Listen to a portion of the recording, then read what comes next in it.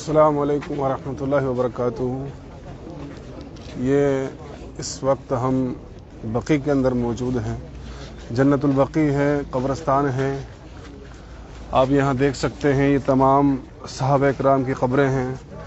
10,000 سے زیادہ صحابہ اکرام کی قبریں ہیں یہاں پر، لیکن آپ کو یہاں کوئی اگربتی، کوئی چراغا، کوئی چادر نہیں دکھے گی۔ آپ کو یہاں نہیں کوئی سجدہ کرتا ہوا دکھے گا، نہ مرادیں مانگتا ہوا دکھے گا۔ صرف اور صرف اوریجنل جو اسلام کی شکل ہے قبرستان کی، وہ شکل دیکھنے کو آپ کو یہاں پر ملے گی۔ تو یہ پوری دنیا کے لیے ایک میسج ہے کہ قبرستان اس طرح سے ہوتا ہے، جبکہ صحابہ اکرام سے بڑھ کر کوئی ولی نہیں ہو سکتا، صحابہ اکرام سے بڑھ کر کوئی متقی اور پرہیزگار نہیں ہو سکتا۔ فَإِنْ آمَنُوا بِمِثْلِ مَا آمَنْتُمْ بِهِ فَقَدِ اهْتَدَوْا۔ اللہ نے جن کے ایمان کو معیار قرار دیا، جن کے ایمان کو معیار قرار دیا، ان کی قبریں ہیں۔ ان سے بڑھ کر ولی کوئی نہیں ہو سکتا۔ تو جن کے ایمان کی گارنٹی اللہ رب العالمین نے دی، جن کے ایمان کو مثال اللہ رب العالمین نے بنا دیا، ان کی قبروں پر یہ تمام چیزیں نہیں ہو رہی ہیں۔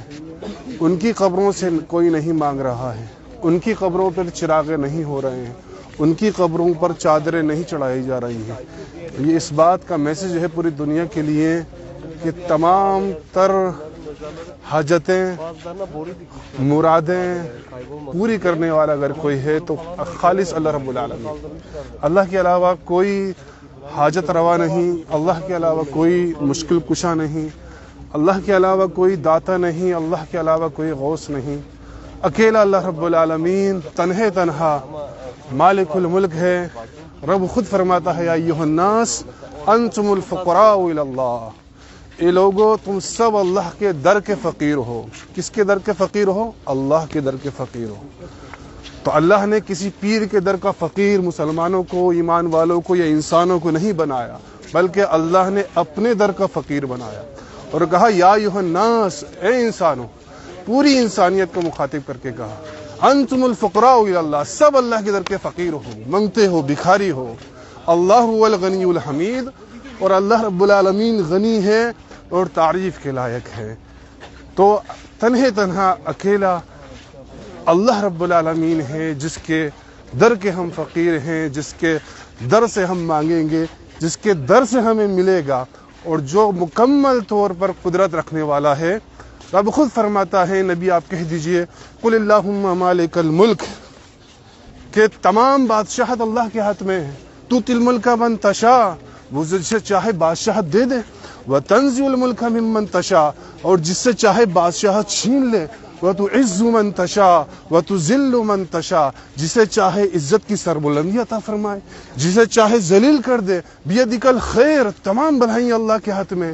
انک علی کل شیء قدیر، اللہ کی ذات ہر چیز پر قادر ہے، نہ کہ مردوں کی ذات ہر چیز پر قادر ہے، نہ کہ پیروں کی ذات ہر چیز پر قادر ہے، نہ کہ ولیوں کی ذات ہر چیز پر قادر ہے، نہ کہ انبیاء کی ذات ہر چیز پر قادر ہے، نہ کہ جو ہے صحابہ کی ذات ہر چیز پر قادر ہے۔ نہیں، اللہ کی ذات ہر چیز پر قادر ہے۔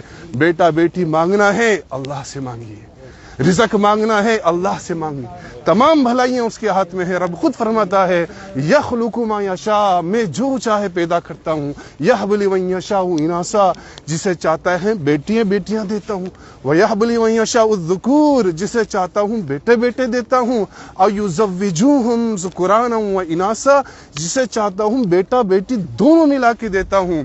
ویجعل من یشاء عقیما، اور جسے چاہتا ہوں بانجھ کر دیتا ہوں۔ تو یہ رب کی عطا ہے۔ اللہ چاہے بیٹے دے، اللہ چاہے بیٹیاں دے، اللہ چاہے بیٹا بیٹی دونوں ملا کے دے، اور اللہ چاہے کچھ نہ دے۔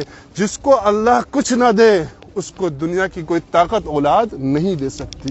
یہ اللہ کی قدرت ہے، یہ اللہ کی پاور ہے۔ اس کو ہمیں سمجھنا چاہیے، نہ کہ جو اس دنیا سے چلے گئے ہیں انہیں مختار کل سمجھنا چاہیے۔ تو آج جنت البقیع سے، خاص طور سے اس قبرستان سے، یہی میسج ہے ہمارے لیے کہ ہم تنہا ایک اکیلے اللہ کو پکاریں، دعائیں اسی سے مانگیں، مرادیں اسی سے مانگیں، اولادیں اسی سے مانگیں، رزق اسی سے مانگیں۔ اگر جوتی کا تسمہ بھی ٹوٹ جائے تو اللہ رب العالمین سے مانگیں۔ السلام علیکم ورحمۃ اللہ وبرکاتہ۔